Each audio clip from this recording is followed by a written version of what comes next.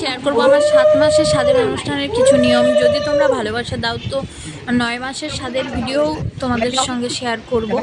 আর কেমন লাগলো অবশ্যই জানাবে। Hello everyone, good morning. কেমন আছো তোমরা সবাই?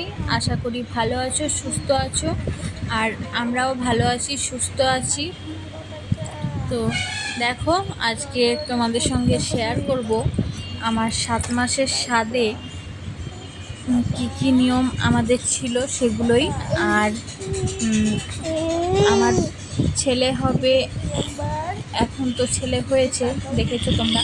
তো তখন কি আমি নোড়া তুলেছিলাম নাকি প্রদীপ তুলেছিলাম সেটাও তোমাদের সঙ্গে শেয়ার করব, যে আমার সেটা কি ঠিক হয়েছে নাকি ভুল হয়েছে সেটাও তোমাদের সঙ্গে শেয়ার করব। দেখো, তো এখন বাবুকে আদর করছিলাম, এখন বিকেলবেলা বাবু ঘুমোচ্ছিল, দিয়ে উঠে একটুখানি কোলে আসতো, তো আমিও আদর করলাম বসে বসে।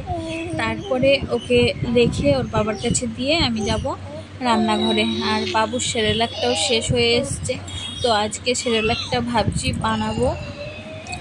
আর সেরেলাকটা বানাবো একদিকে ভাত বসাবো, ভাত করব, তরকারি করব, তো সেগুলোই করব। চলো দেখো কেমন লাগে ব্লগটা, আশা করি ভালো লাগবে। তো দেখো, এখন আমি এখানে আগে এসে রান্নাঘরে এসে ভাতটা বসিয়ে নিয়েছি একদিকে, আর আরেকদিকে ওটসটা ভাজা বসিয়েছিলাম। তো ওটসটা তো অনেকটাই টাইম লাগে, যেহেতু আমি গ্যাস একবারে লো ফ্লেমে রেখে ভাজাগুলো করি। তো বসিয়ে রেখে আমি স্যালাডটা রেডি করে নেব, পেঁয়াজটা শসাটা কেটে নেব। তারপরে এবার ওটা তুলে রেখেছি ওটসটা, এবার দিচ্ছি চিড়ে। আর চিড়ের কালারটা দেখো একটু লাল লাল, কারণ এটা লাল চিড়ে। এখানে ওটসটা ঢেলে থালায় ঠান্ডা করতে দিয়েছি, কারণ এত গরম গরম তো ঘোরানো যাবে না মিক্সিতে, সেই জন্য হালকা ঠান্ডা হয়ে গেলে তখন ঘোরাবো। আর তারপরে চিড়েটা ভাজছি। আর এইটা লাল চিড়ে তো একটু ভাজা হতেও সময় লাগে, আর এটা যখন বাবুকে এমনি খাওয়াই চিড়েটা, তখন চিড়েটা হতেও সময় লাগে, যেহেতু এই চিড়েটা একটু মোটা থাকে। আর এই যে লাল চিড়ের রঙটা একটু ওঠে, ভালোভাবে ধুয়ে নিতে হয়।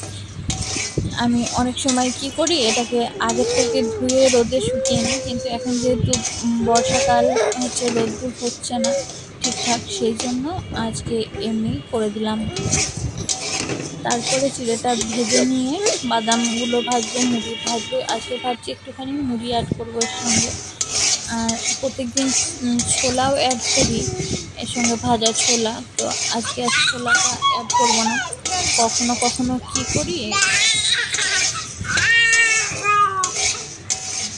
দেখেছো আমাকে কথা বলতেই দিচ্ছে না, কখনো কখনো কি করি, ছাতু থাকলে ছাতুটাও আমি অ্যাড করে দিই ওর সঙ্গে।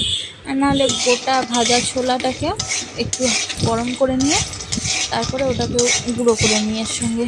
তো এখানে কয়েকটা আমন্ড দিয়েছি আর বাদাম দিয়েছি, এতগুলো বাদাম ওকে দিব না, ওর সেরেলাকে কিছুটা কমিয়ে রেখে তারপরে দেব। তো আস্তে আস্তে সবগুলো ভাজা করে নিয়ে এখানে ঠান্ডা করতে দিব। আর এখনই আমি মিক্সিতে ঘোরাবো না, এগুলো কিছুক্ষণ ঠান্ডা হবে তারপরে ঘোরাবো। আমি ততক্ষণে রান্নাগুলো করব। বাকি ডাল করব, আজকে ডাল সিদ্ধ ভাত বসিয়েছিলাম। আর প্রত্যেকদিন আলু সিদ্ধ দিই, কিন্তু আজকে আলু সিদ্ধ দিইনি, কারণ আলুটা খাওয়া হচ্ছে অনেকটাই, সেই জন্য। আর আজকে ওই জন্য ডাল করব, আর একটু সবজি আছে অল্প অল্পই, বেশি নেই, তো এই সবজিটা করব। তাহলে ওই দিয়ে মোটামুটি হয়ে যাবে। এখানে ভাতটা হয়ে গেছে, ফ্যান দিয়ে নিয়েছি। আর এখানে ডালটা বসিয়েছি, ডালটা একটু ঘন ঘন করব।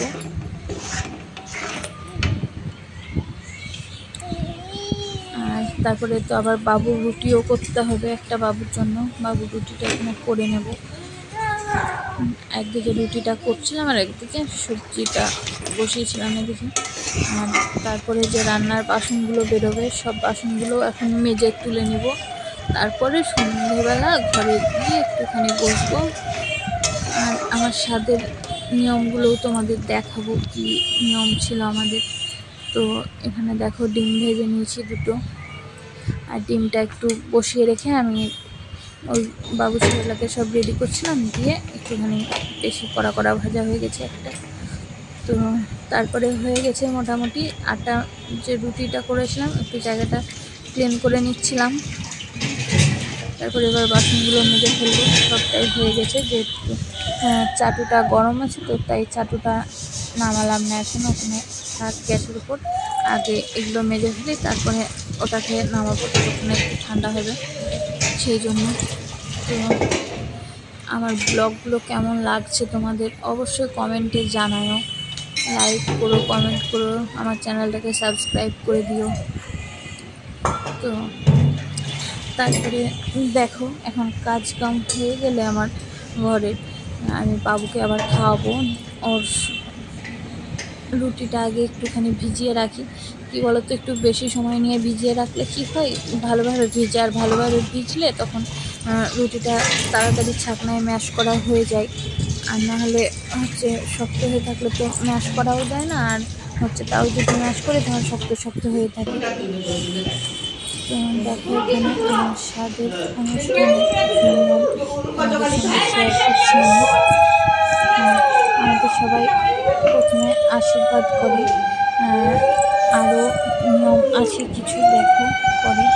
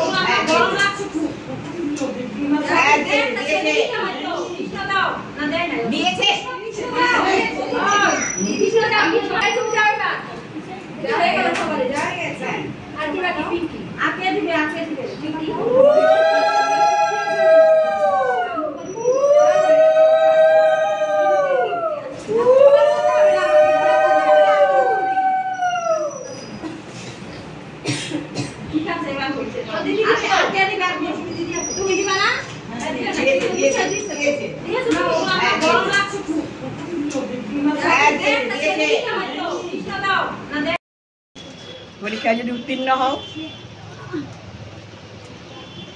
দুই পাশে যেটা তোমার ইচ্ছে তোলো, দুটাই ভালো। তুমি একটা তোলো, একটা তুলবা, একটা তুলবা।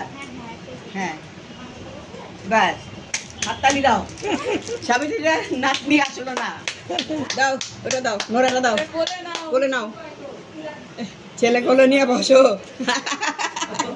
হ্যাঁ দাদুর কোলে দাও, আসো দাও আস্তে। হ্যাঁ আজকের ব্লগটা এতটাই ভালো হয়ে থেকে গেল, সুস্থ নাও, থেকো, দেখা তোমার হবে নাতি। নেক্সট ব্লগে 9 মাসে।